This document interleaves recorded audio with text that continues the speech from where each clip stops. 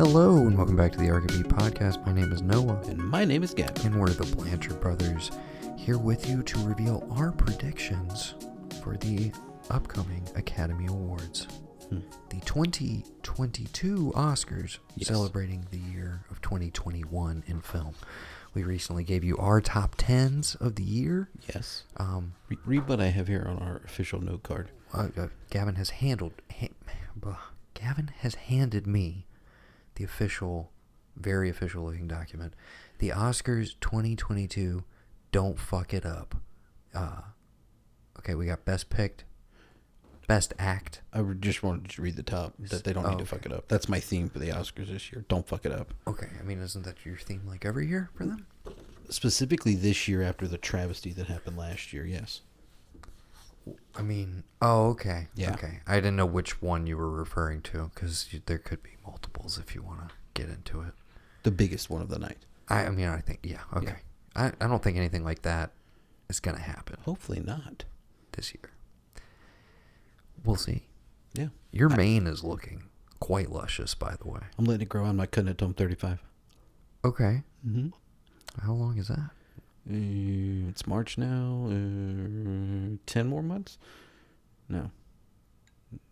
Yeah, 10 more months? Yeah. Counting on air. This is very 10. exciting stuff. Okay. 10 more months, yeah. 10 more months. We'll see where it goes. So, yeah, we're going to give our, we play a little game, at least for the last 2-3 years running. Yeah. I think I've won every single year. Yeah. We don't ever really set stakes for this. I don't know that we need to, or need to introduce that, but it's just a fun little thing we do. So we'll run through all of those. Right. Maybe along the way we'll suggest, like, hey, kind of thought this person should have been in the running, or this is who I would give it to. And on that note of who we would give it to, I think then we have some unique categories for a thing we've discussed often but never properly done, and this is still going to be a very half-assed version. Oh, of course, yes. In true ARKIES fashion. But we're going to do the ARKIES year one, and we're going to do our own. 4 or 5 years in, now we're doing the ARKIES? Yeah. Yeah. In fashion. We're going to figure it out in the room. So we'll get to the fun stuff later. But for now, let's get right to it. Go for it. What's the first category? We're going from the bottom up, according to IMDb. Just to shout it out, if anybody is actually going to watch this thing, which I am, because I'm that guy. Gavin, I'm sure, will just be like, no, he'll tell me about the winners when we record next time. And if anything crazy happens, I'm sure I'll hear about it on Monday. Pretty much, yeah. Yeah. So that's not this Sunday coming up. It's the 27th? 27th. Okay. Correct. I'm seeing... Oh, shit. I am going to have to watch it delayed or hope it's going to be broadcast somewhere, because I'm going to be seeing Bob Dylan with Mom. Is that both of us or just you?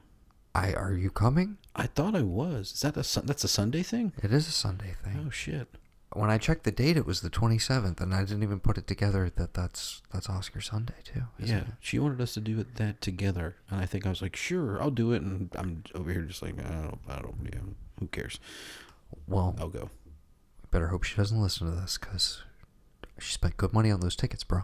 I gotta see, because my if you go to the Township Auditorium's website right now and you look at the Casey and the Sunshine Band, it's rescheduled from blank 2020 blank 2021. There's 3 dates in 2020 and 2 dates in 2021 that it's rescheduled. He's for. Like, it's supposed to be in doing April. This. I'm doing this.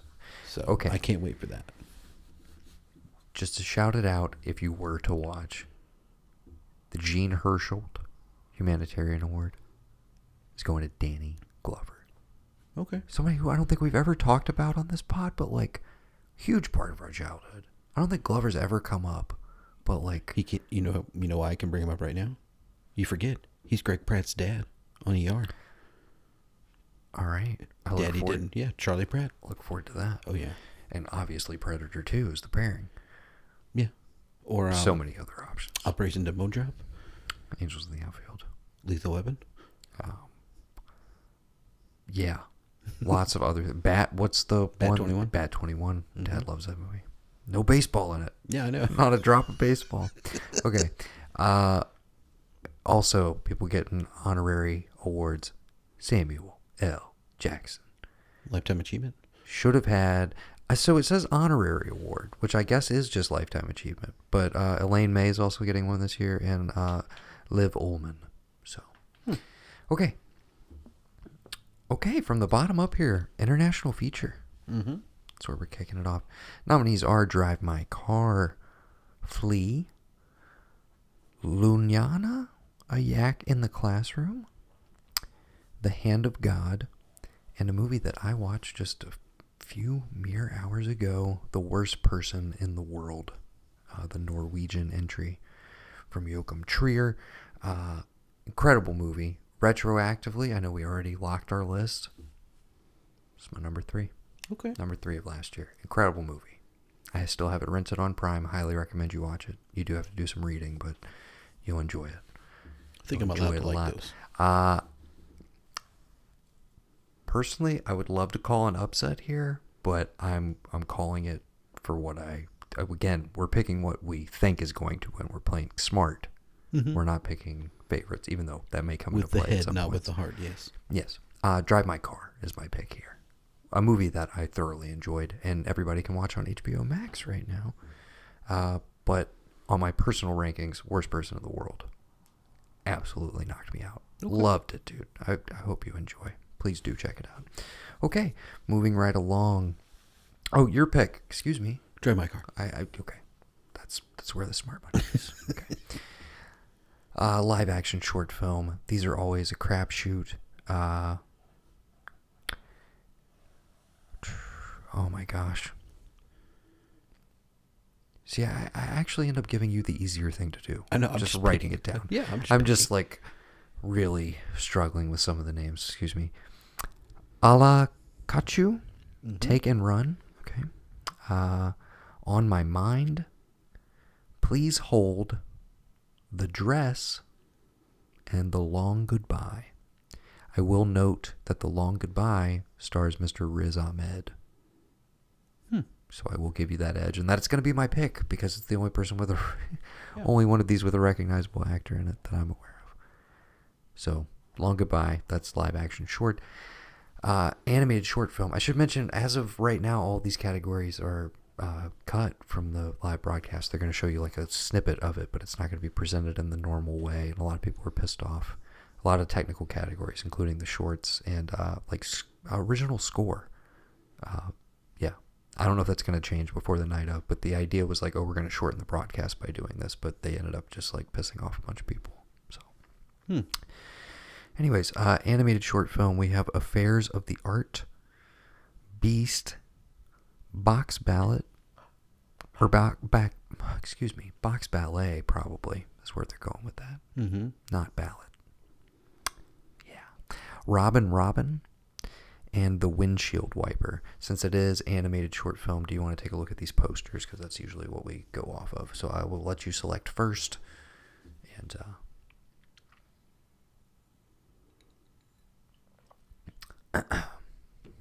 bated breath. I'm going to go with Robin. Robin, it is for Gavin. Give me The Windshield Wiper.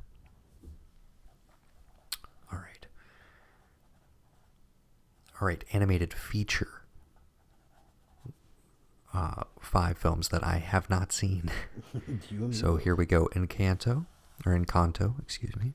Flea, Luca, Raya and the Last Dragon, and The Mitchells versus the Machines. I'm going to go Encanto. Okay. I feel like that's where the energy is for sure. Given the fact that it is a double nominee, I'm going to say Flea here because it's also up for Best Foreign Language Film. And it's a really crowded year because I think people really liked all of these animated features. So I see maybe the slight edge going to that, but obviously the big energy is behind Encanto. I think that's the one that's been the most enduring of those. Still have not seen any of them, but want to see pretty much all of them. What is the last animated movie you remember watching? Like going to the theater to watch? Oh, going to the theater to watch? Probably Kubo and the Two Strings, which technically is stop motion, but I think that was probably the most recent thing. Sausage Party. Sausage Party, I think, was the same year. That's the last If one. I'm not mistaken. Before that, it was Toy Story 3. Yeah, same. So weird how that changes. Well, now it is. We've talked about it before. It is weird though that Disney, like, they're like, no, our movies come out in theaters, and then we charge $20 for them when we put them on our own service. But Pixar, who we own, and is better than us at animation, we treat them like a redheaded stepchild by like, their shit's free. We're just going to put it out there. Case in point, Turning Red, that just dropped on Disney Plus, which everybody seems to love. Haven't gotten to it yet. I need to. I'm playing catch up on the animated front. Maybe I need just to have an animated binge. I tell you what it is. We don't need to get off on a huge tangent. I saw the Batman. I've seen it twice now. What? Yeah. Wow. Hey, you still haven't? I gotta go check it out. All right. Please get to it on the big screen. I mean, you could wait for HBO Max, but I won't wait for Max. Max is only a couple weeks away. I know, but by the time we record the winners and our 2x2, but I'll have seen it. I've been back in a Batman mood, so I've been watching a lot of Batman animated, several animated features. Okay. Those are pretty good. Yes. Under the Red Hood's pretty good. I'm talking, like, because they've made a bazillion of these, there was a huge chunk that I just kind of had totally missed out on, that I wasn't paying attention to. So I've gone back to a lot of those. And then I dip back into the series. Everything is on HBO Max. Dude. I was going to say, the series is on HBO Max. You're right. Yeah. Again, if we're pitting Disney Plus against HBO Max has got the friggin' library, man. Mm-hmm. And yeah, it's like, they don't have a Spider-Man tab, but they do have a fucking Batman tab. Exactly. They do have a Superman tab, if you care about that sort of thing. Yep. Yeah. Okay. Sorry. No, Lost in it. Holy shit. My phone is so close to death. We'll see if it hangs in here. We got to at least get through these. Yeah. And then I can run down and get a charger. Okay. Animated feature. You picked Encanto? Yes. Correct? Okay. You had Flea. All right. We're going to Best Documentary Short Subject. Also one that apparently is not going to be televised. Bullshit. We have Audible, Lead Me Home, The Queen of Basketball, 3 Songs for Benazir, and When We Were Bullies. You are again welcome to take a look at the... I'm just going to go Audible. Okay. Give me The Queen of Basketball. What's it about? I don't know. You want me to find out? No, you're fine. Well, okay.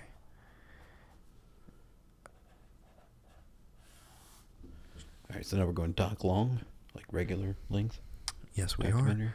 Documentary feature. We have Ascension, Attica, Flea.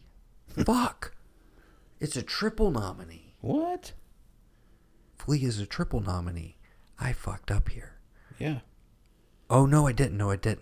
Summer of Soul, or When the Revolution Could Not Be Televised, which is my pick, by the way. The Questlove doc. Incredible doc.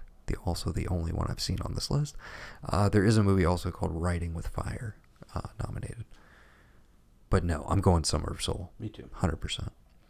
And yeah, and I think Flea could take anime. I forgot it was a triple nominee. I need to watch that movie. Is this about Flea? Like No. Oh, never mind. Flea, okay. I'm not interested. Flea, you don't even want to hear the No, description? I mean, I'm fine. Yeah. You're good. Yeah, you're solid. Yeah. Even if it's like 3 sentences. Sure. Go. You can say it. I'm not going to care. Just read it. It's fine. Flea tells the extraordinary true story of a man, Amin, on the verge of marriage, which compels him to reveal his hidden past for the first time, and it's an animated documentary. Yes, obviously it's animated because I told you it was in the animated category. That's weird. And it's a foreign language. No. Yes. Wow. A triple nominee. So it's got to win somewhere, to me. It's going to be weird if it gets shut out. It's just, where is it going to win? Is it going to pull doc, or is it going to pull animated? But I think because Summer of Soul is in there, which is just a dynamite documentary, like it's such a rewatchable documentary just from a performance aspect, I think that one's going to break through. So, okay. Achievement in visual effects. Okay. We have Dune, A Free Guy, No Time to Die, Shang-Chi and the Legend of the Ten Rings, and Spider-Man, No Way home. Wow. Dune. Oh, Dune all day. Best achievement in music written for a motion picture. This is original song. We have Belfast by Mr. Anti-Vax Van Morrison himself. Anti-Vax Van Morrison. No, I fucked it up. Van Anti-Vax Morrison. Yes, that's how it would go, because you'd have it like in quotes on the inside of it. Yeah. The song's called Down to Joy, in canto from Lin-Manuel Miranda. Okay. 4 Good Days by Diane Warren. King Richard by Beyonce and Dixon. Okay. And No Time to Die from Billie Eilish and Phineas O'Connell. Here's the thing. I'm not a huge Billie Eilish fan. I thought that was a dope opener for No Time to Die. Mm-hmm. Totally played for me in the theater. That is not my pick, though. I'm going to go with Encanto. So mine. Yes. Quit copying me, bro. Hey, I wrote mine down first. Best achievement in music written for a motion picture. This is original score. For Don't Look Up, Mr. Nicholas Britell. Previous nominee, I believe, for If Beale Street Could Talk. And I think Moonlight as well, if I'm not mistaken. Also does the Succession theme. Pretty dope composer. Old himself, Hans Zimmer, for Dune. Germaine Franco for Encanto. Alberto Iglesias for Parallel Mothers, or Madres Paralelas. Still haven't seen it yet. Nope. Really want to. Haven't gotten to it yet. And my pick, Mr. Johnny Greenwood for Power of the Dog. I think he's finally going to get some gold. But if Hans sneaks it out for Dune, I wouldn't be surprised. But yeah, I'm going Johnny for Power of the Dog. What about you? Dune. Okay. All right. Achievement in makeup and hairstyling. Coming to America pulled off a nomination. I don't know if we talked about that. Mm-mm. Okay. Cruella as well. Dune. House of Gucci.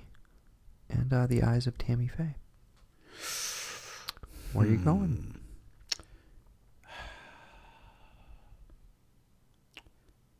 Gucci. I'm going to go Gucci.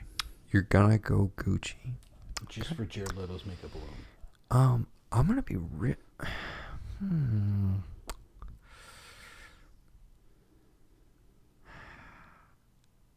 I haven't seen all of these. I feel like Dune is not like a makeup and hair movie. No, I'm watching it for the special effects and like Cruella is more costume design, right? Right. That's the feature there. I think that's what she does. I know you're going Gucci, which I still haven't seen, really want to. I'm gonna go Eyes of Tammy Faye just to mix it up. Because, like, Chastain is a weird kind of out of left field nomination. We'll get to that when we get to Best Actress. So I could see, like, it being one of those, and it is quite the transformation for her. Mm-hmm. So I could see that. But, I mean, maybe they'll want Jared Leto's fat suit. Yeah. Speaking of which, if Colin Farrell is not nominated for the Batman for Best Supporting Actor, and also if the makeup is not nominated, we're going to have problems. Also, I'm going to call bullshit on makeup and hairstyling. I'm sorry. We haven't really gotten to any of these yet. But I have some complaints. First of all, I know you probably still have not watched it because I haven't gotten a 3 a.m. text of like, what the fuck? Titan. No. Titan 100% should be up for makeup effects. Okay. It's some of the best practical makeup effects in recent movie history. Incredible shit. Like, incredible. Okay. We'll talk more when you've seen it. And another one that I watched today, totally didn't expect it. The Worst Person in the World also has some incredible makeup effects that I didn't think would be a part of that story. And I don't want to spoil how they're incorporated or when they happen, but yeah. So yeah, I would have thrown those in the mix because why not? Okay. And again, why does this category exist if you're not nominating horror movies? I know a lot of horror movies don't do practical effects these days. A lot of it's like, fake digital blood splatter and stuff. But there are things that do. And I'm like, isn't that what this shit is for? Like, yeah. should get more into those categories. Or or just have a flat out like best gore effect Yeah, of totally. the year. I thought that's what we were doing with the ARKIES. We are going to make our own categories. I'm trying to set Yeah. we're setting Okay. the table. We're Okay. laying down the cloth. We'll Get into the condiments, that'll work. the salt, the pepper, salt and pepper. Okay, best sound. Nominees are Belfast, Dune, No Time to Die, Power of the Dog, and West Side Story. I'm going Dune. Dune? I mean, yeah, those guns sounded really good in No Time to Die. Are but they singing just, in West Side Story? They're doing like a full-on like remake musical deal? yeah. Okay, then go to West Side Story. No, they decided to take all the songs out of it. Real Hardcore. I thought we were doing like a gritty Earthy reboot. drum. So it's a gritty West Side Story reboot. I don't think so. Okay, all right. Sorry, Spielberg. I mean, grittier. Like, they made it a little darker. I think. They make it's it on modern HBO day. Max. I still haven't watched it. Okay. Yeah, I think Dune's going to crush on the technicals. Okay. In general. That's just my hunch. Achievement in costume design. Cruella, Cyrano, Dune, Nightmare Alley, and West Side Story. I'm going to go Nightmare Alley. Cruella here. Okay. You're going Nightmare Alley? Mm-hmm. Word. Achievement in production design. Dune, Nightmare Alley, The Power of the Dog, The Tragedy of Macbeth, and West Side Story. Tragedy of Macbeth. That's what I'm going with. Okay, I'm going Nightmare Alley in production design. I think this is one where Dune is actually going to lose out. Speaking of which, did you read... Here's why I think it should. Sorry, God. Did you read... There's a review site that the other Coen brother wrote about the Tragedy of Macbeth, and it is hilarious. Obviously, it's written as like to be a joke and not serious. Is it written as Ethan, or is he writing under like a fake pen name? No, it's him. You know it's him. Okay. Yeah, you know it's him writing, like making a review about how basically he's the talented one, and his sad sack brother, he's had to limp along the entire time, and it's probably not that great He's of a doing movie. Shakespeare. Yeah, like, but God bless him for trying this. I have to find it and send it to you. Please It's do. hilarious. I can't believe that hasn't come across my desk. Like, what are you doing? You're supposed to be out there in the field gathering me information. Yeah. Getting me the big scoop. Okay. Okay, I will play you like a sap. Play me like a sap for the big scoop. Yeah, production. That was production design. Right. I said Nightmare Alley. You said Tragedy of Macbeth. We are almost out of the technicals, people. Bear with us. We're only 22 minutes in, but we're getting there. Achievement in film editing. Don't Look Up. Dune. Part 1, I should specify. Excuse me. King Richard. The Power of the Dog. And Tick, Tick, Boom.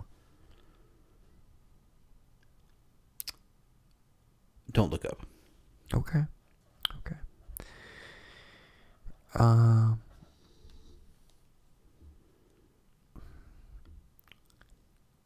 This is wishful thinking. I'm going to throw it in here because I think it could be an indicator of a pretty solid run for it in the evening. I'm going to put Power of the Dog in here. Okay. For editing. Even though I think we're going to both be wrong and it's going to end up being Dune. But we'll see. So many other movies that I'm like, could have thrown in there for editing. But what do we know? Best achievement in cinematography. Mr. Greg Fraser. I'll start reading the nominees now that we got some name people. I don't know. Greg Fraser for Dune. He also recently shot the Batman. Daniel Lautzen for Nightmare Alley. Ari Wegner for The Power of the Dog. Bruno Debonel for The Tragedy of Macbeth.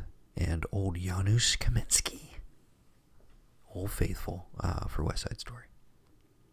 I think that's like the bazillionth collab between him and Spielberg. But yeah, cinematography. What you thinking? I don't know.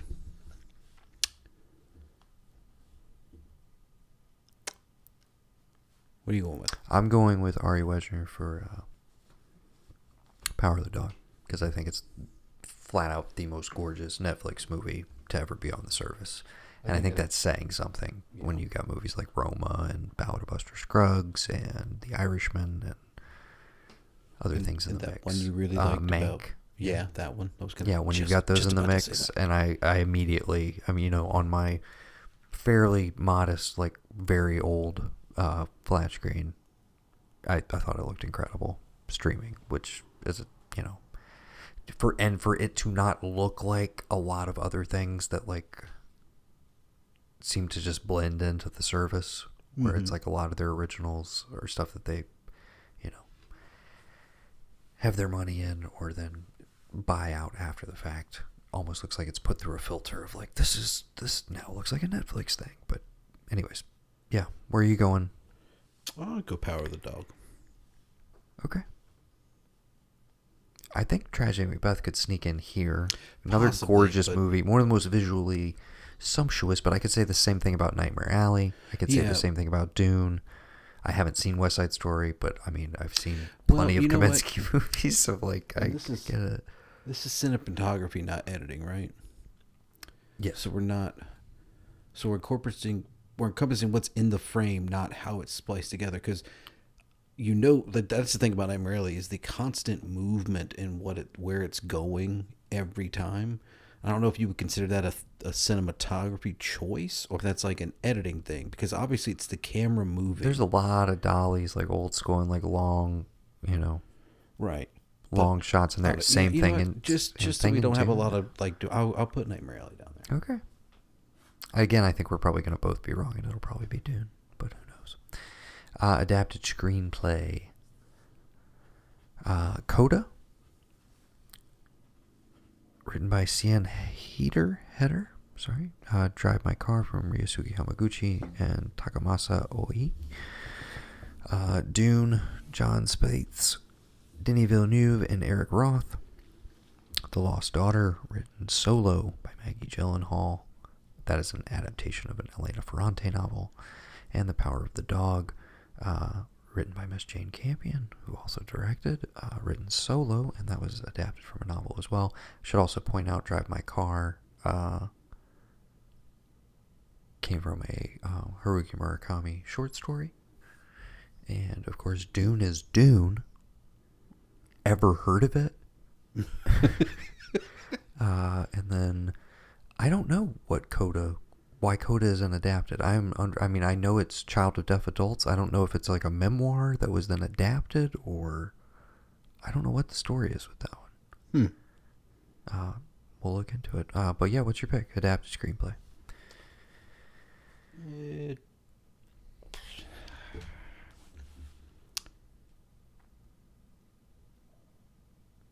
I feel like, okay, It's if you want to talk through them for a second, because you make your pick and everything, but here's my thing with Dune. I'm like, if you watch it and you've seen the Lynch version, you're also just kind of like, okay, well, there's nothing like, you're like, they didn't change that much. Like, you see how much it is still just the book, and I don't know, other than approach to like how they deal with exposition and internal thought processes of the characters, that's a huge difference in those movies. But the actual screenplay, I'm like, I didn't feel like it was this like, oh, you made it make so much more sense. Like, it felt very like you still got to come to the table of like what they're doing. It wasn't like dumbed down. I don't know if that's a good thing or a bad thing. No, I mean, it still feels like there's 8 other novels you have to read to understand one single portion of what's going on here. I get it.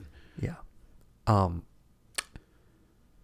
But I don't know if because of like what you're talking about, if enough people thought, hey, I finally got Dune now. I didn't watch that Lynch one. I didn't watch that sci-fi series. But this one from this dude, I got it. I know what's going on. It's like Game of Thrones, but in space. It's fine. Like, I don't know if people are like that, so they're on, I don't know. So what's your pick? I don't know, Dune. I'm just pick Dune. Okay. Go for it. I'm going to go with Drive My Car. Okay. I think just it's a feat of adaptation because they take basically 3 Murakami short stories and adapt them expand them into a 3-hour, like, very meditative that manages to capture the feeling of reading some of his stuff. Captures the tone very well, I feel like. Okay. Best original screenplay. You have Kenneth Branagh for Belfast, Adam McKay and David Serrata for Don't Look Up, Zach Balin for King Richard, Mr. Paul Thomas Anderson for Licorice Pizza, and Eskil Vogt and Joachim Trier for The Worst Person in the World. I'm going to go with Don't Look Up. Okay. And you're doing the one dude. The pizza thing. Right? Such a prick.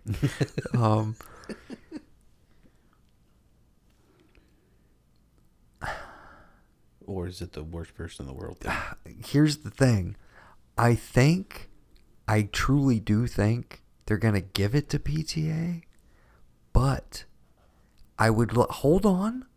I didn't say it yet. Okay. But always a bridesmaid, never a bride. And here's the thing.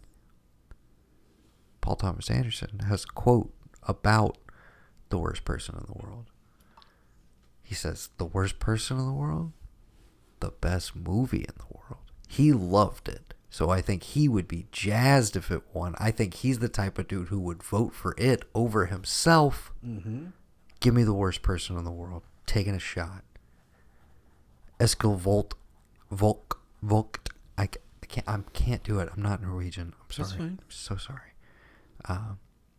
Yeah. If you can't read this crazy, And crazy you went Swedes with, you're names, going that's with fine. Don't Look Up? Yeah, Don't Look Up. Okay. All right. You didn't catch my crazy Swedes joke. It's fine. We're getting up here. We're getting to the big ones. Oh, really? Okay. Getting to the big ones. Where we at? We're at directing. Stepping on right up to the big now. leagues. Yeah. Yes. Right, We're directing. at directing. And we have Miss Jane Campion for The Power of the Dog. Wait, is this best director or achievement in directing? Like, what do they call it? Is it the same thing? Achievement in directing. Yeah. So best director. Yeah. All right, I'm just making It's sure. the same diff. Okay. They changed names up. I'm just making sure I got the right thing. I mean, but it's like best performance by an actress in a supporting role. Well, no, here's the thing, though. Because you only have one best director. Couldn't you give, like, the achievement in directing? It's like, you achieved great, but you're not the best director. You could. Everybody else has two categories. Sure. You got an actor, supporting actor.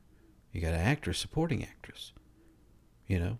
They could have two directing categories. Yeah, That achievement. seems Because stupid, though. what if some? No, Well, what if somebody comes out with a bang on film, and it's great and it looks good and it's like a, what's the one that I love that you told me about?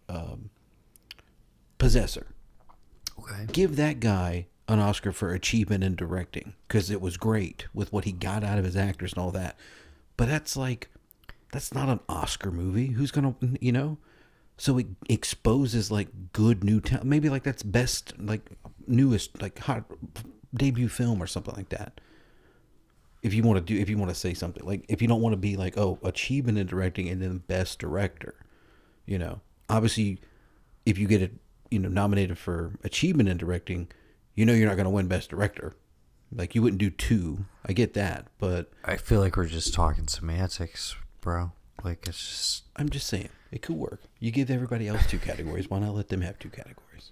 Okay, well, Directors are people the too, nominees Noah. for best achievement in directing Okay. are Jane Campion for The Power of the Dog, Kenneth Branagh for Belfast, PTA for Licorice Pizza, Ryusuke Hamaguchi for Drive My Car, and Old Faithful little Stevie Spielberg for West Side Story. I'm going to go Kenneth Branagh. You are so... Oh my god, the phone died. The phone freaking died, bro. Oh my god. So best directors, where we left off. Who you going with? Oh, we're hopping over to your phone? We'll try. I got 40% in the shit battery. Let's see what we got. Okay. Yeah, pull up IMDb, do what you gotta do. I gotta go at least plug this in because I gotta, when we get to our own categories, I gotta have some juice. Okay, we'll go. Why don't you go grab a cord? We'll vamp. I'm not gonna pause this. You're not gonna pause it? No. Okay. Just I have a talk fun to- story I can tell them. Sure. Okay. Don't say anything Terrible. that I wouldn't be okay with. Okay. All right. I'll keep my comments to You myself. know what I mean. So the war in Ukraine, it is wild right now. But Noah says I can't talk about it, and I don't really understand it. I just it's a whole geopolitical thing. I mean, I know we told him a long time ago, hey, get rid of your nukes and we'll help you out. And I know a lot of people out there listening now, you're hurting because of the gas prices, and that sucks. But we all remember that, the only way we beat them last time during the 80s was, inflation. We outspent the Soviet Union. And yes, that had devastating socioeconomic impacts, just economic impacts in general. But if we can all just pull together here and just keep, outspending them and like making stuff cost a lot, eventually down the line, we'll get to a point where we don't have to worry about this anymore. A lot of us are probably feeling like there's a weird, slightly heightened chance that a Red Dawn situation is going to happen, and that's to be expected. We've grown up on these movies. There's 2 Red Dawn movies. There's one in the 80s, and then they just had another one a couple of years ago. Albeit the remake was kind of shitty, and it was a different villain, but still, the threat's still there. You got to always be vigilant, man. And so I'm going to keep doing stuff like this. Anytime Noah has to get out of the room, and I think he's back now. I feel like he's about to I think his phone's plugged in, and that's just been my little tirade on this whole thing in Ukraine. I just, no, everybody's suffering. Our hearts go out to the people, and trust me, Noah's not done. He's walking right back out of the room again. I don't know what's going on. He turned the light off. Fine, but seriously, our hearts go out to everybody there. This is a bunch of bullshit. Donate to the Red Cross. Do whatever you can. Take in families, send care packages, whatever, and let's just get this shit over with. Let's get these guys out of there. And if they really wanted to be part of Russia, they would be part of Russia, but they obviously don't because they're fighting back. So yeah, man, you just missed it. Dude, I was so. You want to pause it and listen to that shit? It was so money. You have no idea. I'll catch it in the edit. Hopefully, it's not too bad. Okay. Oh, phone's back. Oh, look at that. Oh, I hope it's trash. Hey, could you maybe? What if you Oh, have you used up all the USB cords on that? No. Yeah. Oh, Okay. I got 2. Oh my God. This What? is embarrassing. Yeah. This is embarrassing. We are a legitimate podcast. Yes. Noah has again decided to leave the room, and no, he hasn't. I don't know what he's doing. His phone is on. Oh, folks, this is one of those things where apartments back in the day were wired weird. So if like one of the light switches isn't on, it's not gonna arm and turn on. Like, what is this, man? I don't. Yeah. I mean, I was pulling it up till you ran out of the room.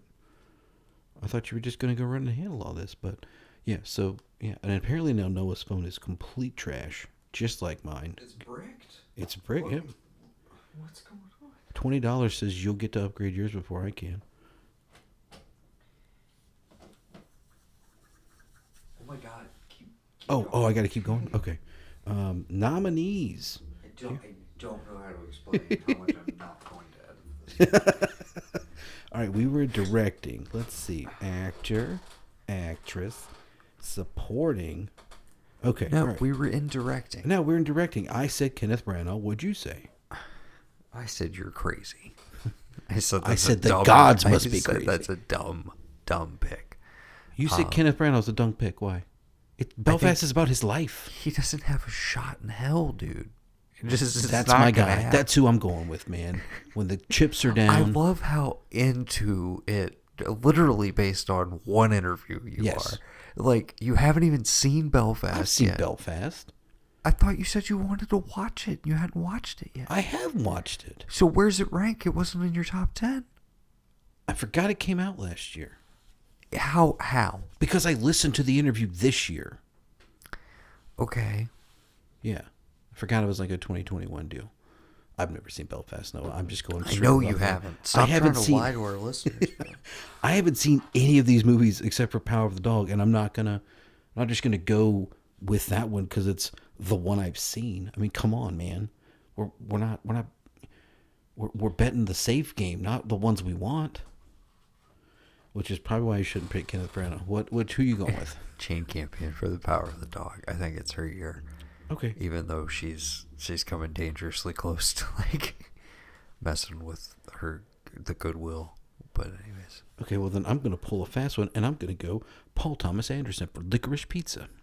Here's the thing. I hope this is the tiebreaker. I hope this is the one that puts me over the edge. I love Licorice Pizza so much. My fourth favorite film of the year, I think. I'd have to look back at my list. I'm trying to let my phone charge for just a minute. And I, of course, adore Paul Thomas Anderson, my favorite living working director right now. But I'll kind of be pissed if this is what he wins for. Right. And I love Licorice Pizza. I think it's a fucking masterpiece on par with everything he's already done. But part of me will be like, really? We couldn't have done this for There Will Be Blood? We couldn't have done this for The Master? Like, we couldn't have done this for Phantom Thread? Like, what are we... Okay. Yeah. Took you guys long enough. It will feel like, hey, we like this one. But it'll also feel like, oh, well, we accept this one because it's a little more cheery. Yeah. We had more fun with it. We like just like, okay. I don't know. Yeah. It's Jane Campion for Power of the Dog. Okay. All right, so now we're on to Best Supporting Actress. Yes. Okay. You're going to have to tell me the nominees because my phone just keeps... You're going to make me read these names. Okay, Best Supporting Actress this year, we have Kirsten Dunst for Power of the Dog. Yes. Jessie Buckley for The Lost Daughter. Lost Daughter, yes. Ariana DeBose, West Side Story. Yes. Dame, Judi Dench for Belfast. And I do not want to mess up this young lady's name, but her last name is Ellis, and she was in King Richard. Do you know how to pronounce this name? Ingenue. Ingenue. That's what I thought it was. Yeah. Yeah, Ingenue Ellis. And she was fantastic for King Richard. movie. Yes, she was very. These acting categories are like kind of tough this year in some of them, especially with the ladies. Honestly, It's 2022. No, ladies can be tough. I mean, energy going into it. I feel like Kirsten Dunst was the front runner for a very long time, but I feel like it's not going to happen. I think there'd be a nice symmetry because, I mean, not to tip my cap to where I think Best Actor is going, but if Ingenue Ellis did pull it out, if both of them win, that would be kind of cool. But I think...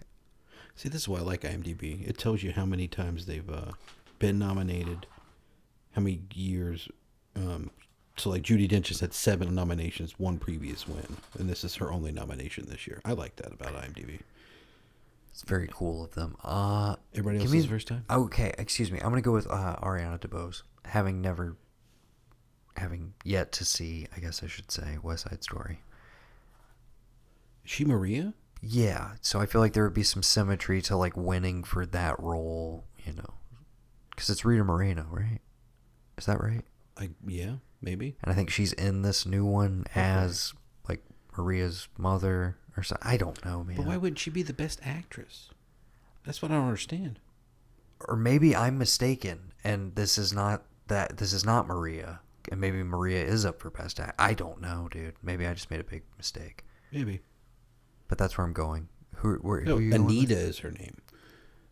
Okay. As Anita. I don't know who Anita is. Well, obviously she popped. Yeah. So. Okay, I'm gonna go Jessie Buckley for Lost Daughter. Okay. I would be super happy with that. She's one of my new favorite actresses. In my favorite movie of last year. 2 years ago. Now. I'm thinking of Ending Things. That was my number 1. Love Jessie Buckley. She was great in Lost Daughter. It is a very, very short screen time. Same thing with Judi Dench apparently in Belfast. But okay. All right, so we can do Best Supporting Actor. Sure. All right, we have friend of the show, Jesse Plemons, Power of the Dog. Ciarán Hinds for Belfast. Yes. Troy Kotsur for Coda. Mr. J.K. Simmons for Being the Ricardos. And Cody Smith McPhee. Schmidt. There's no Smith, H on there. Sorry. Yeah. KSM Fee for Power of the Dog. You had 2 Power of the Dog nominees in here. This one of them is the Save Money. You think one of them is the Save Money? Why would you put 2? You don't think they cancel there's out Argument? thousands of other movies that came out this year, and of these 6 people, you thought 2 of them from the same movie were worth a nomination. One of them's going to win. So either one of them is like better odds than anybody else. So who are you going with? J.K. Simmons for being Ricardo's. Okay. I loved that movie, and I loved his. It's Sorkin I know joint. you did. I love him specifically. Interesting take. Why? That I loved the Sorkin movie. Didn't you like the thing? No, that wasn't him. That was a different guy that did that. Mank was Fincher, not Sorkin. Sorry. Go ahead. Yeah, that was a Fincher solo joint, written by his dad, Jack Fincher. Wow. Excuse me. No, I'm just saying. Eat your heart out, Aaron Sorkin. Yeah, literally, eat your heart out and die, Aaron Sorkin. And die. Whoa. No. Noah starts getting real when the phone's out of his hand. What was up with the J. Edgar Hoover thing? Like, seriously, what was up with that ending? Did that happen in real life? I don't think so. That felt like it was just like something he put in there. Why? I thought it was a joke. He didn't really have Hoover call. Obviously. I thought it was a joke too, but that was like the climax of that whole. It rendered that whole like looming threat throughout the movie of like, they think she's a commie. They think Lucy is a commie. Yeah. What do we gotta do? Yeah. I don't know whose voice I'm doing here, but somebody from that era, somebody who worked on the show. I don't know. Okay. And it's like, oh my God, like, I had so many issues with that movie. We don't have to get into it. The big looming threat is that she knows the entire time that it's not her lipstick. Okay. And she's known forever that she's going to have to confront the love of her life about him cheating on her. I would have loved more of that, less of, she's a commie, but she might be a commie. He's from Cuba. The man is from Cuba. I do like that this makes him a Cuban. Between him, J.K. Simmons, and Javier Bardem, when he was like, what was it like when they came in? He's like, they killed the animals. Like, they killed everything. Like, it wasn't, my dad was the mayor of the town. But they slaughtered all the animals, man. Like, this shit's real. Like, I hate the communists. This is the worst thing you could be on this planet, And yeah, I've had to work 10 times harder than anybody else because I am Cuban.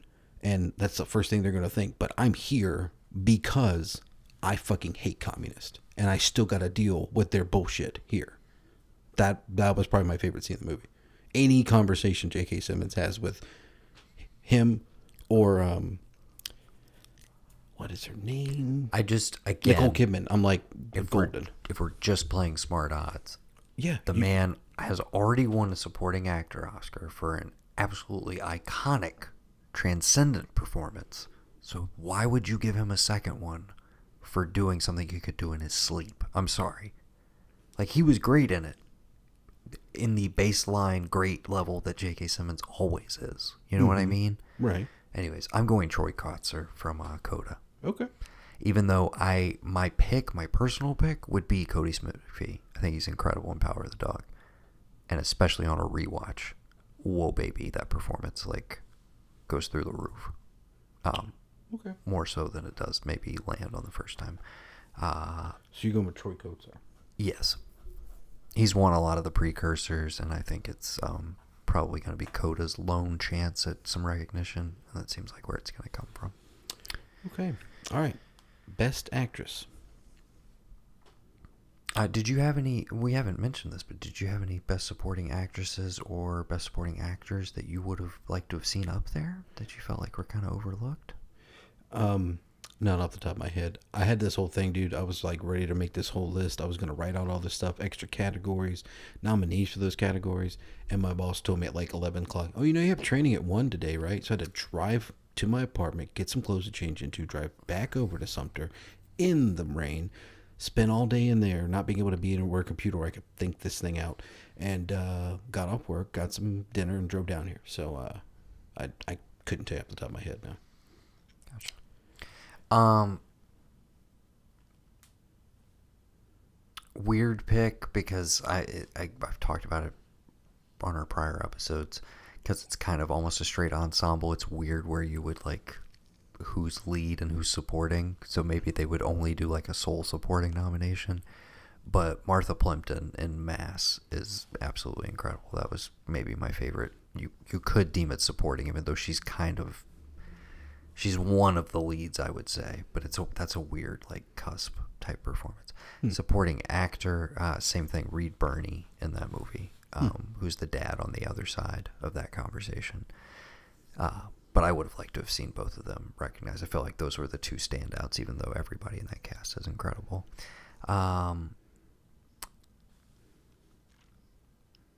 Are you ready for Best Actress? We can move along to Best Actress. For Best Actress this year, you have Jessica Chastain for The Eyes of Tammy Faye. Still haven't watched it. You have Penelope Cruz for, what'd you say, Madres Paralelas. Yeah. You have Nicole Kidman, being the Ricardos. Yeah. Olivia Colman, The Lost Daughter. Yeah. And Kristen Stewart for Spencer. Okay. As Lady Diana Spencer. So there was nobody from West Side Story in this Best Actor? Nope. Okay. Then I'm comfortable with my pick. Okay. The Ariana DeBose pick. Because I feel like she's the person that popped for people then. That works. Out of that cast. Okay. Best Actress. So the biggest crime here is that I think it's Renata Reinsve. I'm not sure. The lead from The Worst Person in the World that's my performance of the year. I thought she was absolutely incredible. And also in supporting from that movie, Anders Lee, I think. I forget what his he's a three-namer. But he was also in the director's previous movie, Oslo, August 31st, that I had watched. And as is she. But they kind of flipped where like he was the lead in that one. He's more supporting in this. But yeah, so that's who I would have thrown in there. But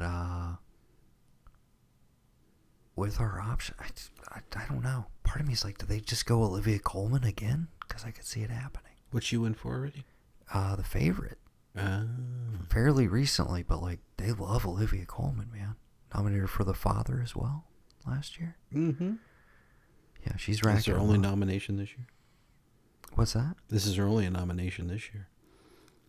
I mean, yeah, people tend to only get one nomination in acting categories. It's kind of a rarity if they get two. What do you say? I'm just saying what IMDb says. That's all. Yeah, she won one previous Oscar. Yeah. I feel like she was nominated for The Father, though, right? She's been nominated 3 times. This is the 3rd. Only 2 other nominations. In addition to this one, for a total of 3, correct? I guess. I don't know what that means.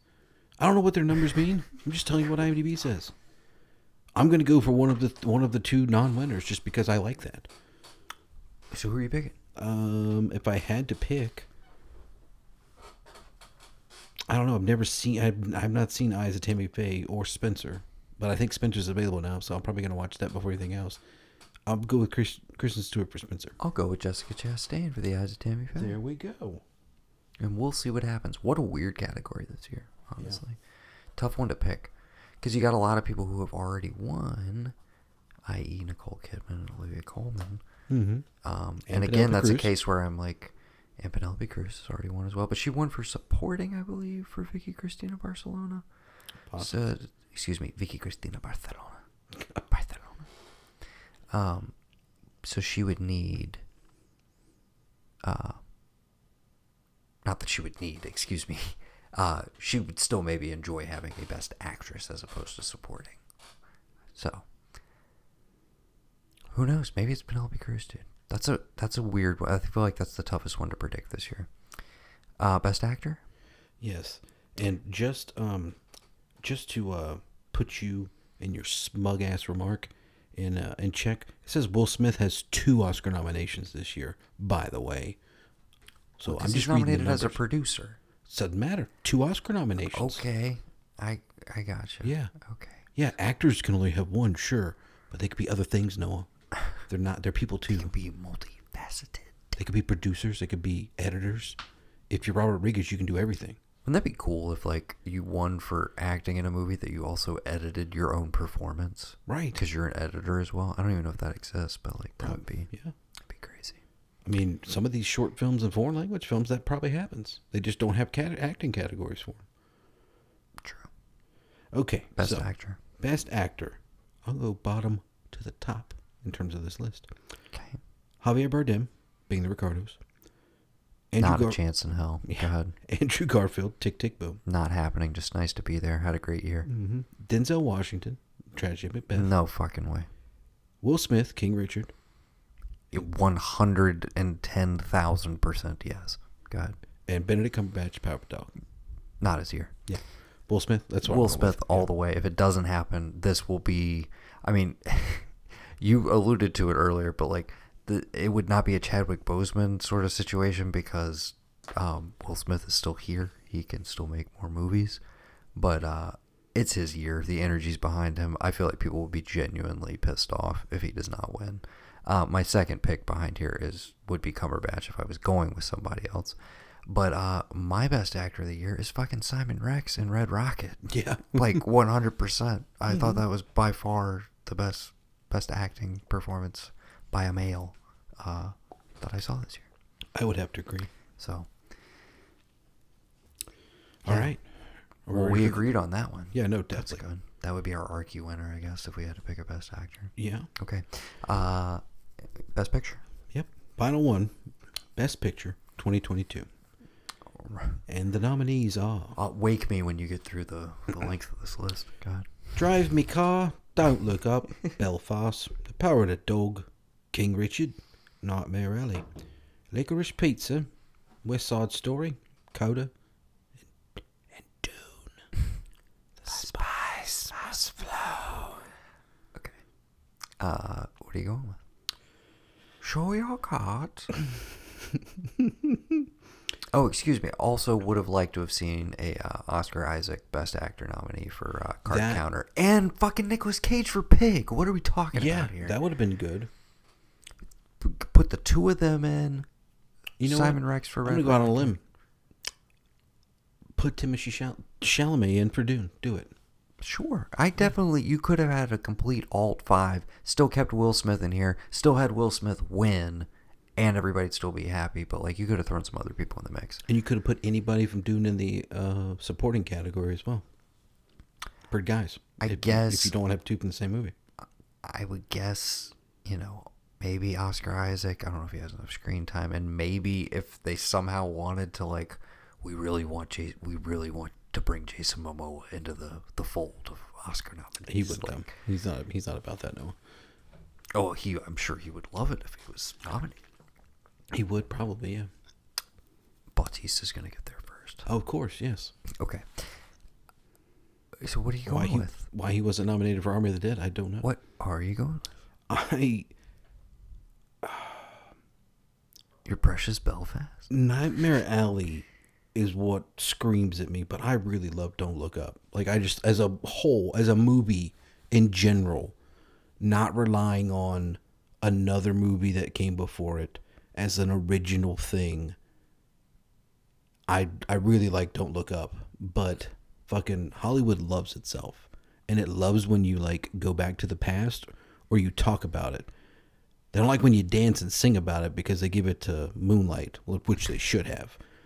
We're all day long. But when you talk about old Hollywood, or you film something that, like, somebody remembers from back in the day, and you got two of those members who are on the board, they're like 80, 90 year old, and they're like, oh my God, these are the good old days. So they like you. So what movie do you think that is this year? Nightmare Alley.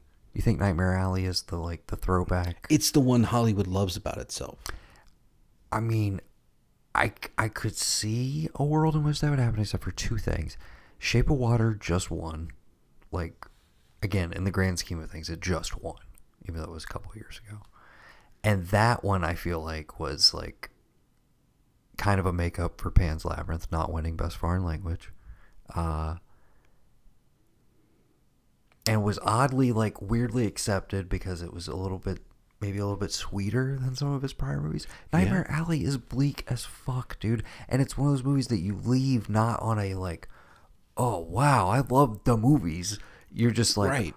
Oh my God, humanity is pretty fucking dark. Mm-hmm. And that was bleak. And, like, it doesn't send you out on, like, a fuck yeah kind of note. But it Neither also does Don't Look Up. no, but don't look up has a lot of pathos in those closing moments that I think makes it hit home with people. Mm-hmm. It turns the corner from the comedy. I feel like for a lot of people, Nightmare Alley I think is just I think that's a tough sell. I was shocked to see it nominated. To be frank, I think clearly the fact that it's not. Nobody else. Guillermo's not up for director. Right. I just don't think it's like really has a shot in hell. I'm gonna go with Don't Look Up. Okay. I'm going Power of the Dog. And I truly think that's where it's going. But I wouldn't be upset if Licorice Pizza just sneaks in there and takes it too, because that would be kind of cool. If you can, off the top of your head, refresh my memory, have we had a full-on, straight-up Netflix movie entirety, like entire category nomination? Or no? Where every best every best picture that comes out is like all Netflix movies. No. Okay. It feels like we're getting there. It feels like slowly it'll just be the Netflix. Did you read the nominees? Was The Lost Daughter nominated for Best Picture? No. I got lost in that 10. Coda, which is an Apple movie. Mm-hmm. Dune, which is Warner Brothers. West Side so you Story. could call it an HBO Max movie if you really wanted to. An HBO Max original. What would you say? I'm sorry. What was after Dune? West Side Story, Disney Plus original. I mean, that's Warner Brothers again. It's also on HBO Max. Oh, that's right. Never mind. Is that Warner Brothers or I don't know. What did Drive My Car come out on? Drive My Car is an international feature. Right. That's a movie. Right. That's a film, Gavin. That's a film, not a movie. It's a motion picture. That's a goddamn film. Yeah. Would you like to hear the numbers right now? The numbers. It's got percentages right now. I don't know if that's user picks or if that's like what people are betting. Oh, the odds? Yeah. I mean, not for every category, but let's at least hear it for Best Picture. Sure. Right, Belfast is a 10% chance. No fucking way, as expected. Power of the Dog's 18. Is it the most favored or no? I have no idea. It just says. I guess we'll find out. Okay. It's just it's the IMDb community. Okay. But as of now, they've got a Power of the Dog 18%. Coda's got 13. King Richard has 6. West Side Story has 7.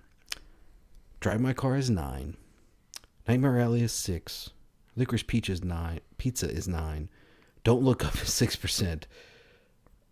And right behind Power of the Dog at 17% is Dune. Again, this is the IMDb community. So it means like... Dune is not winning Best Picture. Right. Sorry, but it's not going to happen. And it also means that Don't Look Up, it's just people who are like, I don't like it. It's about climate change. Fuck this. Yeah. Left-wing agenda. Oh. I really, really think it's Power of the Dog. But...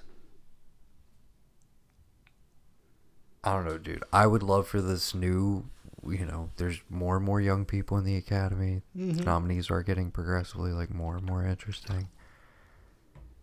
We are talking about the same group of people that got things right and gave Parasite Best Picture and Foreign Language Film at the same time. They didn't split it between they weren't weird about it. Drive My Car is up there. And I could see a world where the worst person in the world takes international feature and it's like, oh shit, oh fuck, Drive My Car's not getting anything. And they're like, oh no, because we're giving it Best Picture. Which I could totally see happening, but I would be really surprised. But the way they do the preferential balloting, and it's like, you list your number 1 and that's worth a certain number of points, but it's like somebody else may have your number 1 down at their number 10 kind of thing. So you have to kind of think about what's going to be more consensus-y. And I think ultimately it is Power of the Dog, but I could also see Drive My Car being something that's in the top 5 for a lot of people and ends up, just escalating up there. So that could be interesting. We shall see on Oscar Sunday. Anything else you want to add to their take on things before we move along? No, I mean, we've talked about it for years. You need to have it 5 years later, and if we want to, maybe we'll go pick we'll do the picks for what would 5 years ago have been? 2017. Yes, we could do that and see who got it right. If they got it right, if it was something else, but we could do that. Yeah. But we'll see in what the happens. meantime, let's have some fun with some categories of our own. That'll work. Let's do it. I'm anxious to hear what you have. Okay. Where do we want to start?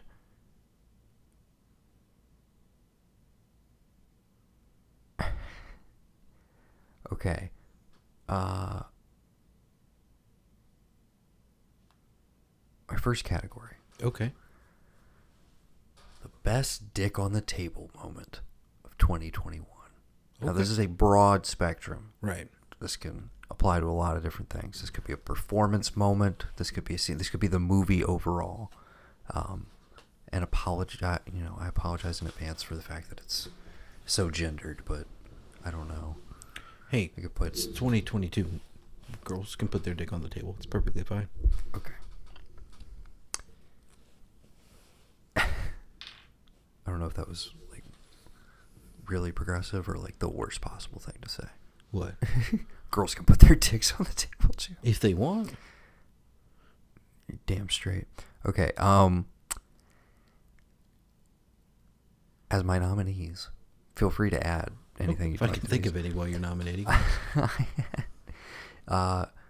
Drive My Car, rolling credits 40 minutes into the movie. I thought was a very dick on the table type moment.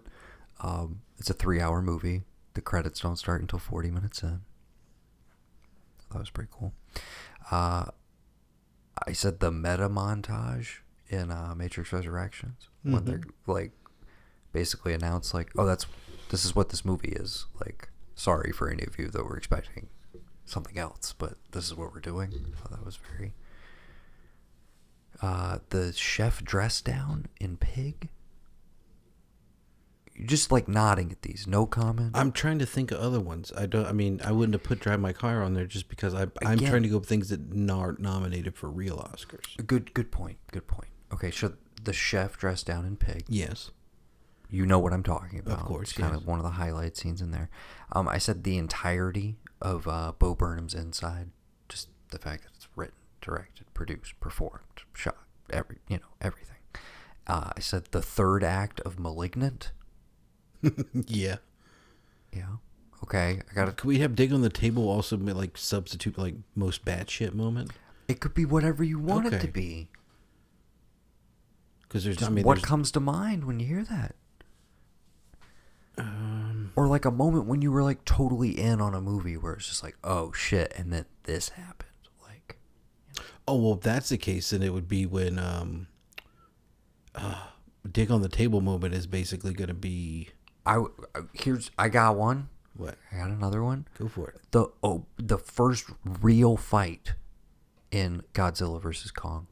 Yep. On the aircraft carrier in the Yes. ocean. That's a dick on the table type moment. Where you're like, oh, this is as cool as I was hoping it was going to be. I mean, I was going to say like the rematch of Scorpion and Sub-Zero kind of thing. Like that's when That I was was pretty like, badass it's fight. all flying. But But see, like I would want to I say had that a- for like best fight scene. Well, exactly. I had a separate category. The action is the juice. The action is the juice. Okay. Which I was also like, you could put Kong in the, we're figuring it out. Yeah. That's the whole point. I was like, you could put that fight in there as well. The whole Godzilla versus Kong, like third act. Yeah. When they got to go after Mega Godzilla or like Mecha Godzilla. Yeah. Third act of Suicide Squad. Yeah, The Suicide Squad, excuse me. the third act of that from basically the entire third act. The of that. entire takedown of Starro. Like, Yeah. all of that imagery was like everything I could. Speaking of which, we've already pretty much said it to ourselves, but I'm sorry, all of the shit that Marvel put out last year, my favorite superhero movie was the Suicide Squad. Yeah. Like, way more so than it. And I loved Spider-Man No Way Home. I had a great time with Shang-Chi. Eternals, not so much. Some of the TV shows, not so much. But the Suicide Squad was the most fun I had watching a superhero or comic book related thing. Yeah. Like, and then we've both been watching Peacemaker. Oh yeah. This year. I love that. That was great. That's this year though. Yeah. I gotta keep reminding myself Yeah. that there's a separation there. I had That's My Fucking Jam, best musical moments 2021. Good one. Yeah. I had the Let Me Roll It sequence from Licorice Pizza. Paul McCartney's Let Me Roll It. I know you haven't seen the movie yet. But my winner, my main shout out, which I've also brought up here as well, is the Future Islands needle drop in Titan. Best musical sequence in a movie that is chock full of great music sequences. But then I saw The Worst Person in the World today, which also has like 5 or 6 different sequences where I'm like, I don't know. Any standout musical moments? Again, we're not talking about like score. We're talking about just like the perfect, more think Tarantino, but like just the marriage of music in a particular scene. And I know I'm springing these on you, like, feel free to tell me to move along. I do like, I mean, if we're talking music, I do like the nod to, like, on it going with something that I guess was nominated, the nod to, like, celebrity culture and, like, the music of that inside of Don't Look Up with, like, Cuddy and, like, oh, we're breaking up. That and all fake kind of song, yeah. The fake song. That was pretty fun. That was pretty neat. Trying to think.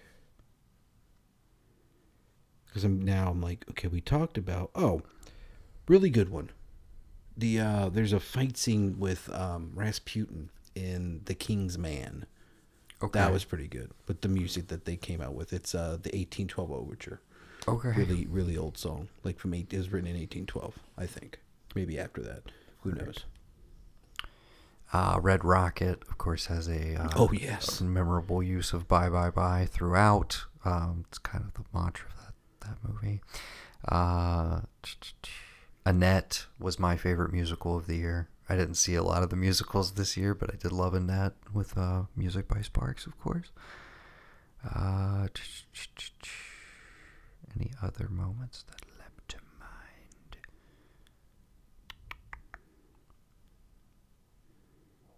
I think that's pretty much it on musical moments for me, man. Yeah, I don't really... maybe the very end of Many Saints of Newark, when you get to hear the original Sopranos theme, maybe the best moment of that movie. Oh, okay. And it's just reusing a theme you've heard a billion times. So, yeah. Okay, other categories.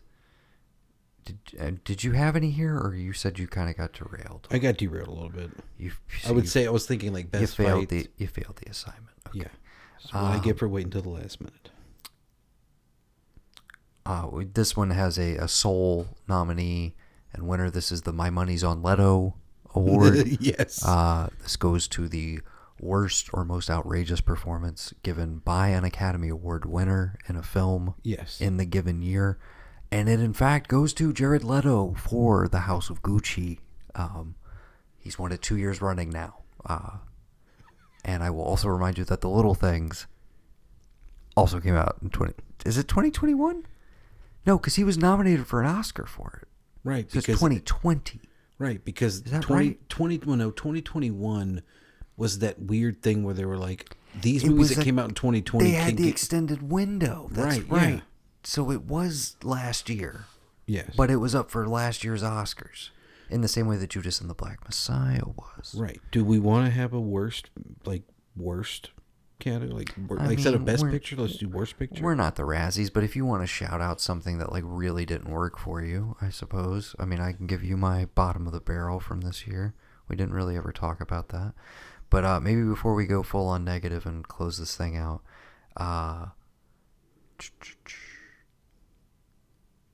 this one just because I loved the title of it, but then I didn't really go anywhere with it. And it's going to be so lame now that I shout it out, but this category was And When I Leave, Come Together Like Butt Cheeks for the best single scene performance in a movie. I thought we were calling this the Bill Duke Award. Okay. Billy Dukes. Duking it out. The Bill Duke Award for single scene in a single film. I was just thinking of the Chappelle Show sketch, Yeah. Matt Damon in No Sudden Move was the one that leapt to mind. Great single scene performance, just kind of comes in out of nowhere. I also stealth nomination for our boy Tim Blake Nelson, who had a great year. But I was gonna say for the closing scene of Nightmare Alley. Yeah, that would have been mine. great single scene performance. I was trying to think of some other ones, but yeah, some stuff to play around with, and maybe Gavin will do his. Do you want to do you go Tony Todd for the very end of Candyman? Sure. Favorite cameo, I guess by default is Candyman best horror movie of last year. Or do we retroactively go Malignant just for points of fucking weirdness? Or are you gonna tell me Halloween Kills was actually I enjoyed the best horror film? As much as people are if I'm gonna I don't know. You could pick any horror movie. It's fine with me. I was gonna say Candyman is technically my highest ranked. Nightmare Alley I don't consider enough of a horror film. It is it's dark and it's a thriller, but right. Spiral was the worst horror movie. Oh, 100%. Spiral was my worst movie of the year. I wanted to put. I also had the third Conjuring down there as well. Yeah. Circling the bottom of the barrel. Yeah. But yeah, Spiral was my worst movie of the year. My biggest letdown. For me, established like a new low bar for requels in general. Because I don't know if you saw the debate on the cousin chat, but I gave the new Texas Chainsaw a 3.5, which arguably is generous because it is garbage. Aren't like original stars in it?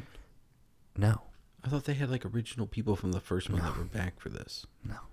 They have characters from the original that are back for this, not actors. Oh. No, the original Sally's been dead for like a decade, I think. What? I could have swore there was something where it was like, oh yeah, this was the last thing Gunnar Hansen did, and it was this. But I don't think so, man. Anyways, no, it's terrible, but it's not as bad as Spiral Book of Saw. So that's right. Okay, so that's what we're doing now. That's what the litmus test of everything is like. Is it worse than Spiral the Book of Saw? Just like it was so hyped prior to it coming out. Like Chris Rock wanted to reinvent the Saw franchise, and I'm like, how? Like, where's the reinvention part? Oh, he didn't even manage to do that, dude. He does do stand up for like the first 5 to 10 minutes of that movie, though. Yeah, it's really weird. You know what his problem was? What's that? He got Sam to be in it. I genuinely thought that the reveal was going to be that his father, Samuel L. Jackson, was like in his head, like it was a Fight Club situation. Me too. That's what I was going with. And then when it didn't happen, I was like, oh, they were really in these scenes together? Right. Because it really felt like they weren't in these scenes together. Like he was talking to himself. Like, okay. Anyways. Yeah, we don't really have to dwell on what the worst bad stuff. Yeah, that's fine. Yeah. So we'll got the official list. Yeah. And now I will now be handing this over to Price Waterhouse Cooper. And they'll be holding it in a briefcase until such time as we can reveal the winners and make sure there's no interference. Right, the winner being La La Land. Do we want to get to the ceremonial picking of the films for the month of March? I suppose this is one of our shortest episodes in quite a while. I'm not complaining. I think people will be happy that we didn't drone on for 2.5 hours. I vamped really good, bro. Like, seriously. I look forward to I listening should do my own thing. I should do an HBO TV show, oneer. Just me watching HBO TV shows, like you did. But do it for, like, old stuff they put out on Max. We didn't really do it as we went through, but do you have like your performances of the year? Because we never, obviously we know your number one movie was Old Henry. Right. But yeah, did you have like that fucking person like rocked it, or anybody that like jumps to mind? So we already shouted out Simon Rex. I think we both agreed on that. Yeah, one. No, he was really and he good. did win the Indie Spirit Award for Best Actor, which I was very happy to see. Who won SAG this year? Do you know? Who won SAG? We can look at SAG. Yeah, look at the SAG, because like, and this is the thing, and maybe like we need to. How close do these nominations come out to like when we're relative? Like, when did they actually nominate everything? Like middle of February? Yeah, roughly like early February. Because I'm like, the nominations. I'm just getting everything rewatched and like making my list for the best of and all that. It was just like, I kind of like, as soon as it was over with, I was like, all right, I'm done with 2021 and like my best stuff. And then I'm like, shit. Well, now I got to come back and think about things for, the Oscars. Because we all know the Oscars are going to like, they're not going to be anywhere near what I want. But. Okay, SAG Awards. Here you go. I'm going to skip past the TV unless you want to hear I just want to know the actor. Who won the best actor? Who won best actor? Mm-hmm. See, I'm sorry, I do just want to shout out the SAG Awards, Best Outstanding Action Performance by a Stunt Ensemble in a Motion Picture. They have a stunt category. Yeah. Why the fuck does the Oscars not have a stunt category yet? I don't get it. No Time to Die won, by the way. Yeah. Because it's the Screen Actors Guild. It's not the Academy of Arts and Sciences. Oh my god, these categories are so long. Okay, so Outstanding Performance by a Cast in a Motion Picture. This is their equivalent of Best Picture. Went to Coda. Okay.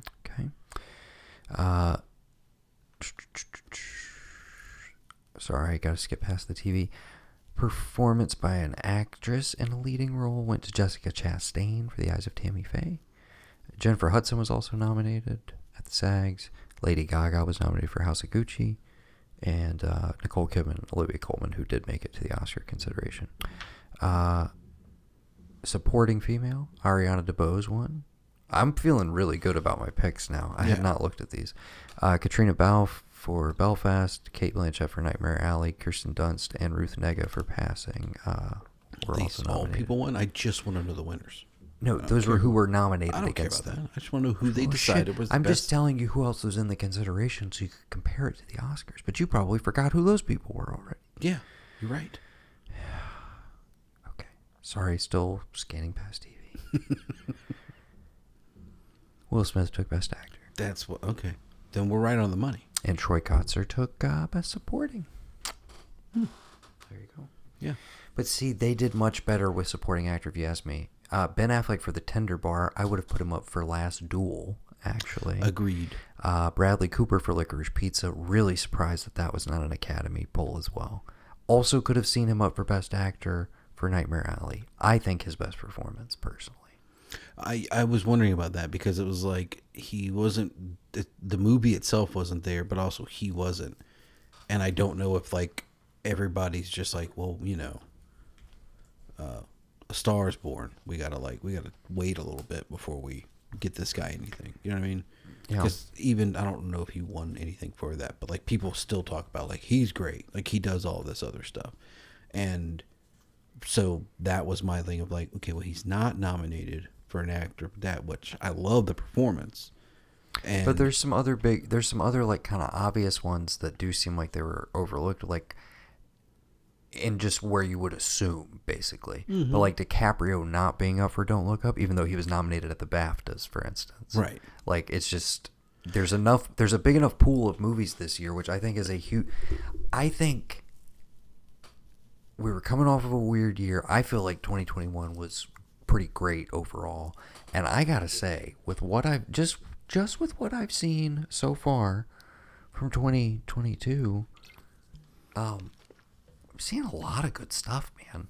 Mm-hmm. And it's not, I don't know what it is, because I feel like we'll need more distance from it to kind of look back on some of the stuff. But I don't get this feeling that it's like, oh, people all of a sudden are telling these like stories that are really relevant to like the emotions of the last several years.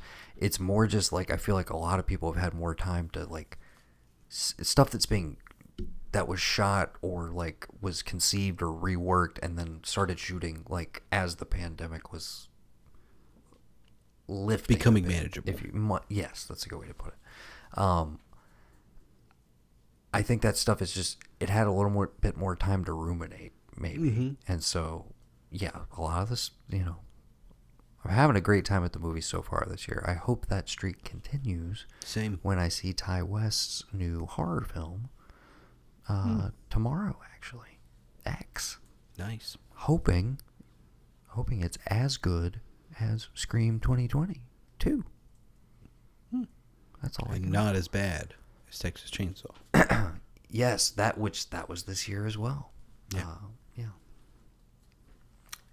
Netflix, hoping to win Best Picture for Power of the Dog, releasers of Texas Chainsaw Massacre.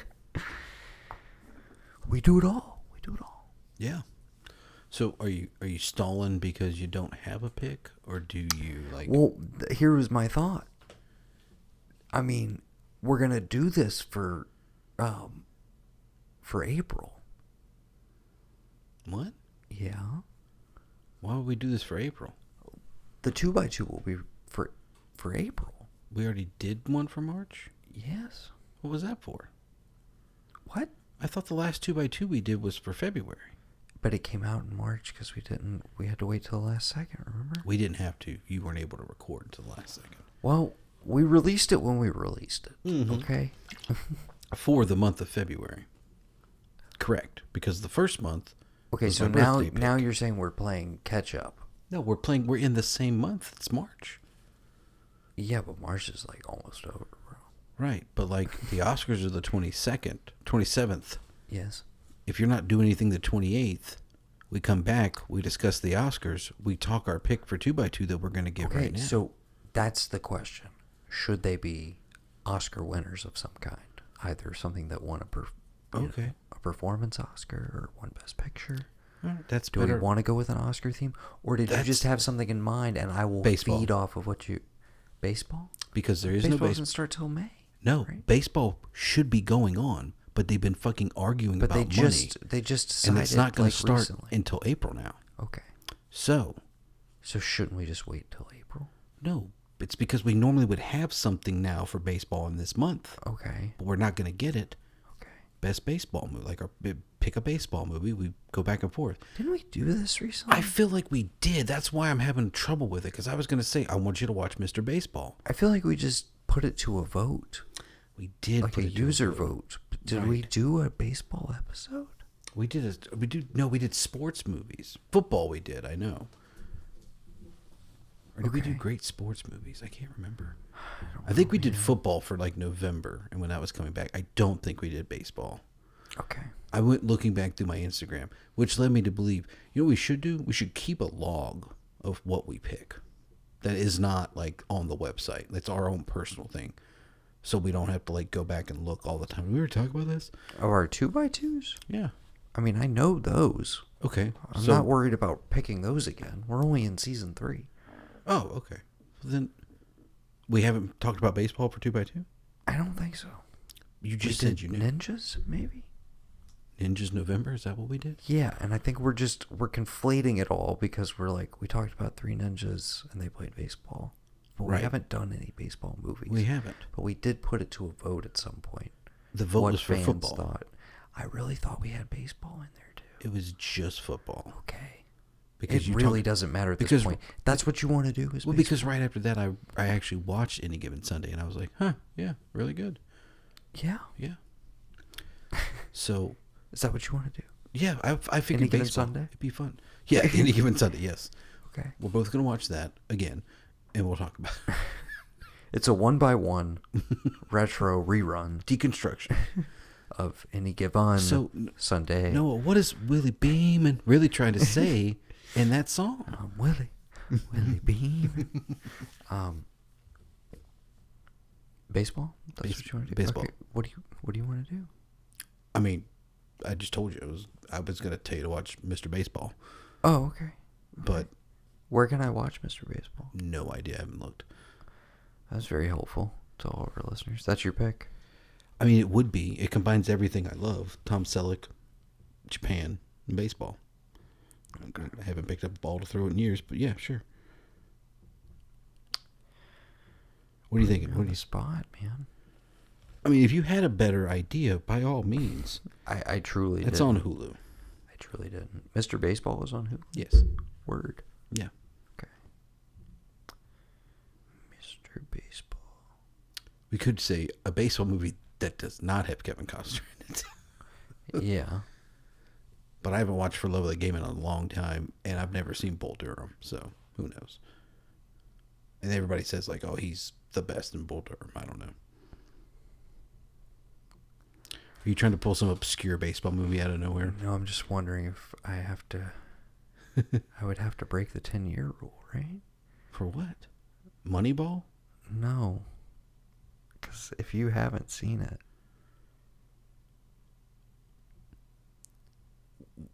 I do have to break my rule. What is and it? I'm going to use my first one of this year. Okay. Since you want to do fucking baseball. Hey, man, you can pick whatever you want. It doesn't have to be baseball. That was just the first thing that jumped out at me. I'm really glad you said it. Because if not, I already have another one I can make. I can pick for whatever movie. It's fine.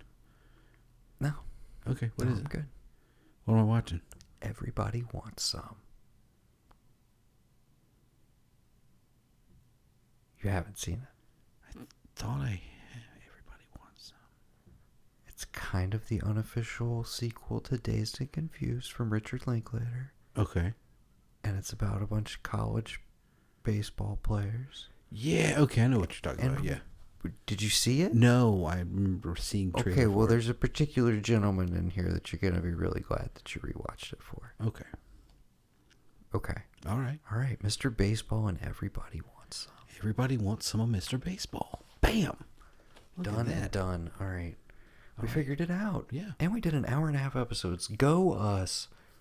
Yeah. Yay us. And a good 10 minutes of that was me by myself. Yeah. There was a lot of technical difficulties in the midst of that. So if you want to actually edit and cut them all down, No. because It's all... Dude, I got to keep the length up, bro. We have a precedent set. okay. Are you... Like, our average runtime now is like 2 hours and 10 minutes. But we did what we came here to do. We got our predictions down on paper. I can't read any of this, by the way. I know. So... It means you can't cheat and say that you won before I get back. This kind of looks like a cipher from The Batman. I don't know if you've seen that film yet. I don't. Did think you have. see where they actually decoded like the one cipher they couldn't from the Zodiac a couple months ago? Crazy, right? Yeah. Yeah. Still no closer to find out who it was. You want to do Zodiac? We could, because I just listened You to want to make this Batman themed instead? Sure. We do the Zodiac and 7. Or we just I don't do know why I said the Returns Zodiac. and Forever, but all right. Dude. Or the 1960 Batman, 60s Batman, with Adam West and Burt Ward. Oh, I'm aware. Yeah. I'm aware. I have the whole box set literally sitting right over there. Oh, okay. Bought it the day he died. Oh, yeah. Literally ran to Best Buy and bought it. Yeah. Really weird note to go out on. R.I.P. Adam West a couple years ago. Jesus Christ. Maybe we want to say R.I.P. He better be in the in memoriam this year. That's all I got to say. You think they put William Hurt in the in memoriam? No, because he died in 2022. Oh, It's always this weird cusp thing, though. We didn't shout out the big Hurt, though, dude. That was my other thought. I almost told you that our 2x2 had to be a Hurt tribute. Dude, we could totally do that. I'm perfectly fine with that. Let's do All right, Body scratch Fuck baseball. Scratch the baseball. Wait, did he do a baseball movie? Wait. No, it's fine. It's Michael and Body Heat. It's fine. Michael. And Body Heat. Dude, I cannot, I can't put Michael on in this household again. Why? We made it halfway through, and it remains this joke because it's the way that HBO Max does their continue watching. You can't remove stuff from that list. At least I don't know if there's an option. Oh, So that's why you can't. There's a runner because we started at some point during quarantine because Veronica loves a Travolta picture every once in a while. And so I was like, you haven't seen Michael. Come on. He dances to Aretha Franklin. It's classic. Andy McDowell. Andy McDowell. Okay. So we throw it on. We make it about halfway through, and she's just like, I don't care. I'm not invested at all. So we paused it. And then the running joke for the next probably 3-4 months was just like, you want to finish Michael? Anytime we would go to watch something, That's you want to finish hilarious. Michael? She would say it all the time. I'd be like, no, I don't. No, don't. So no, I refuse. I refuse to do Michael. Okay. But Body Heat was obviously going to be my pick too, so we can just agree on another. What's another? I mean, Altered Lost in States. Altered States. I haven't seen in forever. Lost in Space would be a nostalgia play for us, obviously. And I've watched it recently, so it still holds up. La Village. Let's see if you can tell me what the Big Hurt's top 4 on IMDb are. Big Chill, Body Heat. What? No. Strike. Oh, no, I have no idea then. Again, this is known for, based on IMDb. Oh. Oh, are they all Marvel movies? He's only in He's in a couple a of them. couple of them, yeah. Okay. You want to take any more? No. Think about who's on IMDb. Like, just think about the user base for a minute. If they're thinking The Big Hurt, what is their number one of the last, 2 decades? What are they going to? Children of a Lesser God. I have no idea. Jesus, Gavin. Jesus, Joe. A History of Violence. Yes, exactly. Oh, That's what? I was trying to do. He's in A History of Violence? Yes. Oh, I didn't realize he was in A History of Violence. That's what I was just doing. Okay, Jesus, so do you want Joey? Okay, so A History of Violence and Body Heat. No, Body Heat's not even in the top 4. No. I'm asking what the picks are. I mean, Do you want to do A History of Violence and Body History Heat? of Violence is we could just talk about that one scene. I want a Hurt-centric film. Right. So yeah, and I will definitely take the excuse to rewatch Body Heat, which I did watch during quarantine as well. But it almost made the cut for our Summer of Sexual Seduction, which will be returning. Yes. Just Full in case frontal. anybody was worried. Yes. Full Frontal. It returns Part two. this summer. Part 2. Full Frontal. All right. Oh, Mr. Brooks. It's got to be Mr. Brooks. Okay. You've never seen Mr. Brooks, I've have seen you? Mr. Brooks. I saw Mr. Brooks in the fucking theater. I'm pretty sure. Oh, wow. Okay. So, what are we doing? Wait. Well, never mind. That's another small supporting role. I was gonna say Changing Lanes. Isn't he? Yeah, he's Sam Jackson's AA sponsor, right? How about Isn't he? The Village. I said La Village earlier. Oh, I thought you were a foreign film. I didn't realize you were talking about The Village. Nope. I got it. Dark City. Oh, hell yeah. All right. Fucking dark. He's in there enough, right? Yeah. Yeah. Not that's for my enough. taste. Yeah. It's enough hurt for my, A little hurt goes a long way. Mm-hmm. Yeah. I mean, you got Kiefer in there. He is Sam Jackson's AA sponsor in Changing Lanes, in case anybody was curious about Dying that. to know that, yes. Yes. But yeah, no, I think we should make it a Bill Hurt tribute. Cause, I agree. Yeah, let's do that. Yeah. Yeah, no, Dark City works for me. Because nothing else besides Body Heat really jumps out at me. That's oh yeah, William Hurt. Well, I feel like Lost in Space is yeah, he's the lead, but What a movie to be the you know lead what I of. mean? Yeah.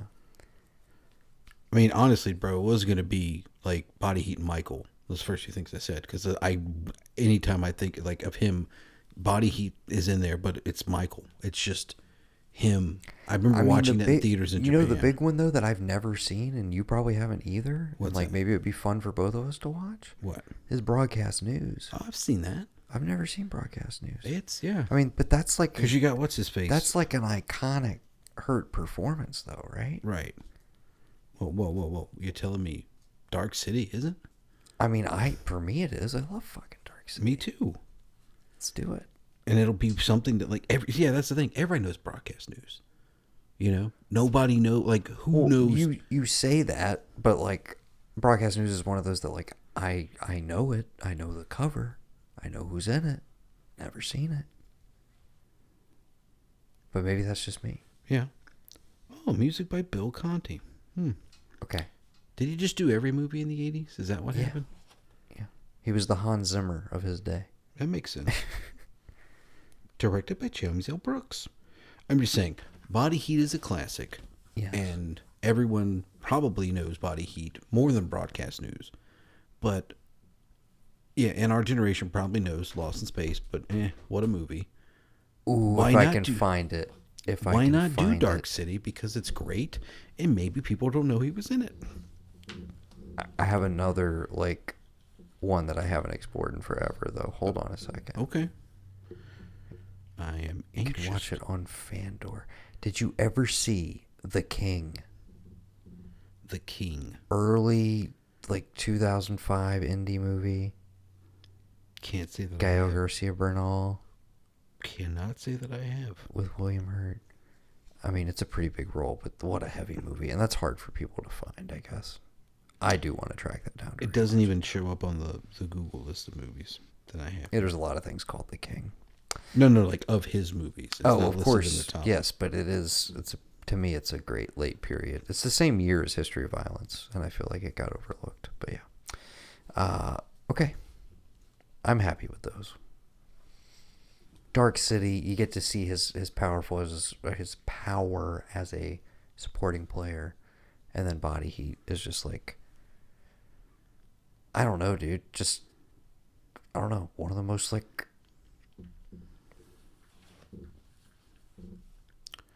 It's up there with like, it's one of those I movies literally have no words, but I was just gonna say, well, like William Hurt in particular in that movie is just like, it's another level of steaminess where I'm just like, I don't understand why I'm as attracted to him as I am, but like, there's just something about the stash, the level of sweat. We're not even talking about Kathleen Turner. I'm sure we'll have much more to say in the episode. We'll try and contain ourselves. But I'm gonna have to. But I'm gonna have to wear a condom while we're talking about it. And we're also gonna need to be somewhat respectful of the now deceased William Hurt. Yes, please. So we need to work on that. Yes, we need to tone it down to not speak ill of the dead. But I mean, my God, you leave it all on the screen, my man. Dude, you will be what missed. What a steamy movie. What a fun movie. I cannot wait to rewatch that. Are they in Florida, or did it start out in Florida and they go to the Keys? I can't remember. That was New Orleans. Isn't it New Orleans? I don't know, maybe. She just says or am I thinking the Big Kathleen Easy Turner. with fucking Dennis Quaid? You're thinking the Big Easy with Dennis Quaid, but the Big But Chill, am I no, the crazy Big that- Chill is in New Orleans, isn't it? Like they all come back to New Orleans to hang out? Oh my God. I swear to God, Body Heat's in New Orleans. Maybe. I don't know. Oh, Lawrence Kasdan directed. Oh my gosh. Oh, Florida. You're right. Never mind. Okay, I think we're done. See, we're just intentionally trying to. No, we're not trying to pad the runtime. I seriously like that.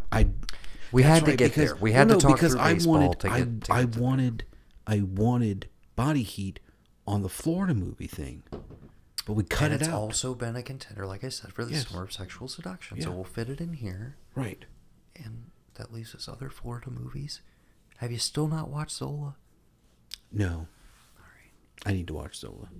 Well, We can't talk about that though. It's almost last year. We gotta find 10-year-old Florida movies. yeah, I'm not breaking my 10-year rule now because we're not doing Everybody Wants. Yeah, I figured you would say it's a better thing to save. I mean, agree. Sleepless gets to stay another night, another month. It gets to stay It's coming. fucking unseen. Yeah. Sounds like another title of one of those movies. Yeah. Don't worry. You may lose track of it, but I'm gonna pull it out one of these days. Okay. Well, again, sorry, or you're welcome for the shortened runtime. I'm not sure. I'm really not sure how you feel about it, but either way, I will let you know that you open your podcast app, you read the episode description, you knew what you were getting in for. I say, Let them listen.